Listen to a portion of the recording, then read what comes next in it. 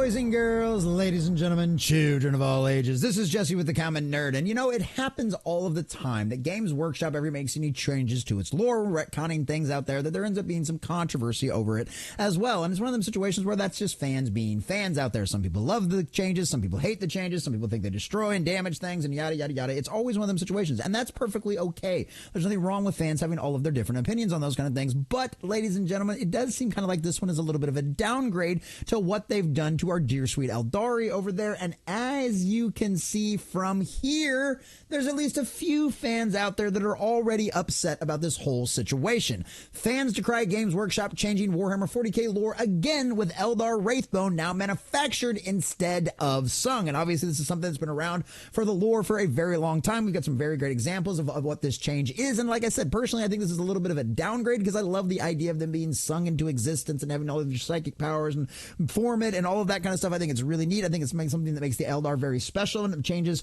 like the way their ships are produced versus the way the Imperium produces their stuff, or the Tau, or anybody else. So this is something that is indeed very much a bit of a change here. And I don't know, honestly, at the end of the day, we'll find out whether or not the fans reject this or completely and totally accept it, and it's not that big a deal. So we're going to check out this article from Fandom Pulse over here, getting all of the juicy details of exactly what they changed and what the lore used to be as well. But before we do, if you do enjoy our content, hit that like button, share with all your friends, and subscribe or follow if you have not already, boys and girls, because we are grinding, we are growing. We just crossed 1,500. We're on our way to, or we just crossed 1,600, sorry, and we're on our way to 1,700, and I could not do that without every single one of you.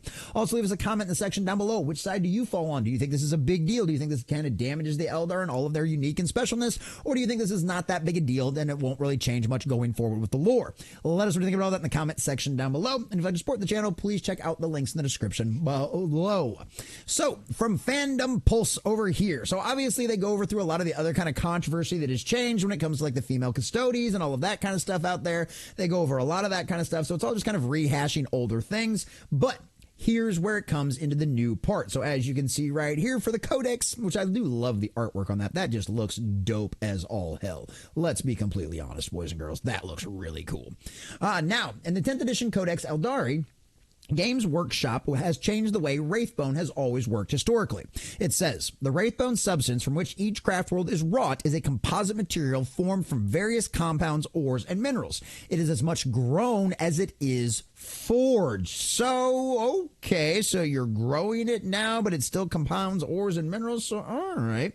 Wraithbone was originally a warp-based material sung into existence, but now it's been muddled to how it comes out with the terminology grown as it is forged. Fans are speculating that this lore adjustment is to make up for a future error in a forthcoming novel. Oh, so literally one of your writers over there at Black Library screwed up and wasn't doing their research properly, didn't understand what came before them, so now you're going to change the Codex to fix it? I don't know. That sounds like a little bit of a stretch to me, because normally you think the stuff that was produced in the Black Library would be way easier to ignore than what's actually in the Codexes. But hey, I could be wrong. If there's any examples of this, if you know of Games Workshop doing this in the past, let us know down below if that's something that actually ends up happening. So, contrasted the new lore changes to the 2E Eldar Codex, which says, Eldar technology is based upon psychotechnic engineering, the manipulation of matter using mental energy. The materials they use are multi-psychoplastics, which can be readily formed into solid shapes under psychometric pressure. Such materials have many unusual qualities. In some respects, they are more like living tissue than inert substances,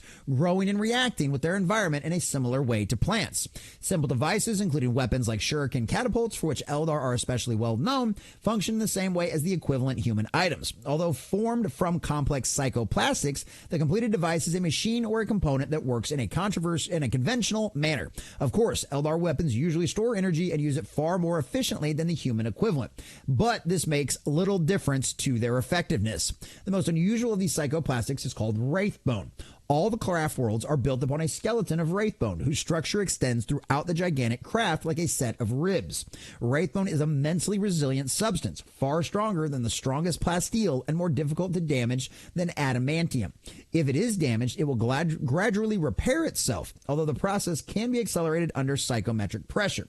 So the manipulation of matter using mental energy is key, making it a distinct subject with unique qualities. Changing it to grown and forged takes away the uniqueness of Wraithbone and it turns it into something generic. So this is the guys over at Fandom Pulse's opinion on that kind of thing, but it's one of them situations where I don't know. It doesn't seem to contradict things so terribly bad, but yeah, I can definitely understand it, including like the minerals and all that kind of stuff, instead of being something that's formed essentially out of like psychic power and the warp. It does seem a little bit of a change. And like I said, it does seem like a downgrade to me. It seems like it takes away some of the unique and some of the specialness, right? And so here Warhammer writer Dave Thorpe also elaborated on how it works in White Dwarf number 127.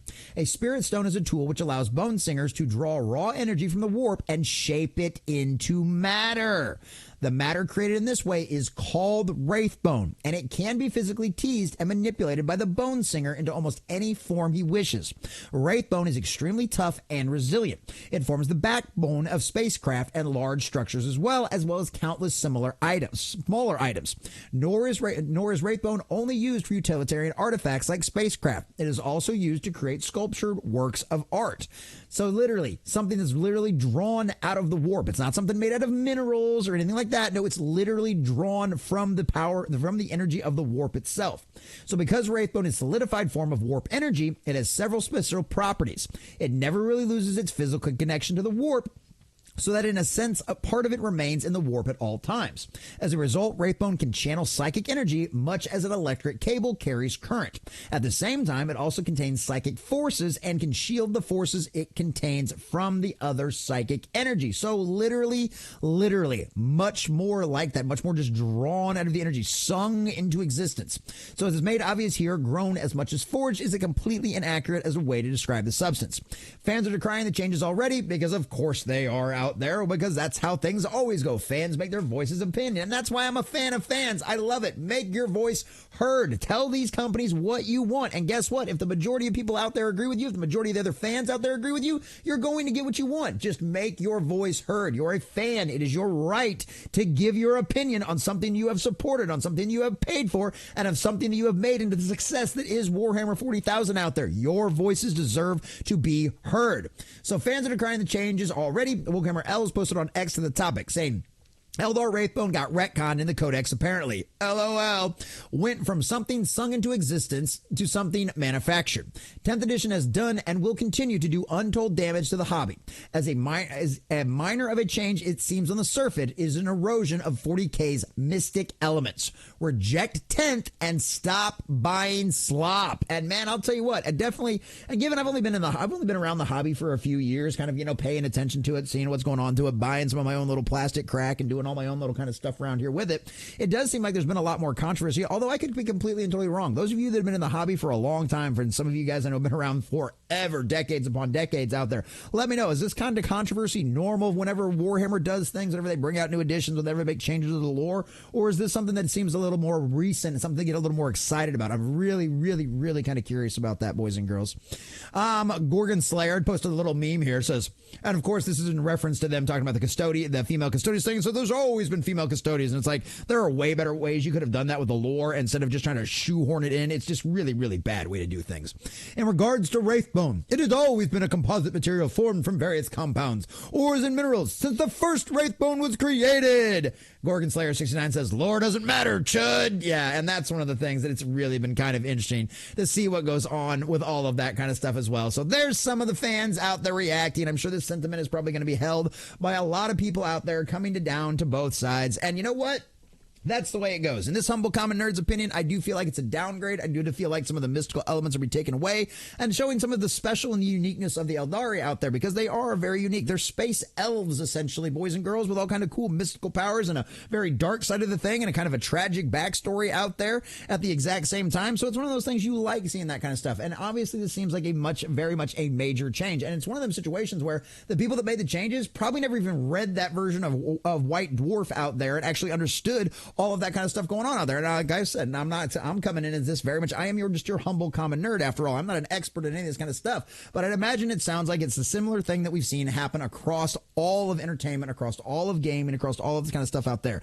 They don't do their research. They don't respect the lore enough to understand where things came from and what made things so special and unique, and why you can't just change things willy-nilly and not going to end up upsetting the fans. And that's exactly what they've done with this. As to whether or not this turns into a major thing, where this ends up causing a lot of problems with the sales of the Eldari stuff going forward, I have no idea. But at the end of the day, people that are working on properties that are this big, that are this epic, that so many people are love and invested hundreds of millions of dollars worldwide into something like this, you need to do your job. Do a little research, look into things. Just don't go getting willy-nilly and thinking that everything else is the same. If you're going to write a codex about the Eldari, do your homework, do your research, because if not, you're going to have a bunch of very angry fans out there on the internet. And well, like I said, I'm a fan of fans. So you Warhammer 40k fans out there, you make your voices heard and you let Games Workshop know exactly what you think about this, because at the end of the day, it's your hobby. They might own the property, but you are the one that decides what fails and what succeeds.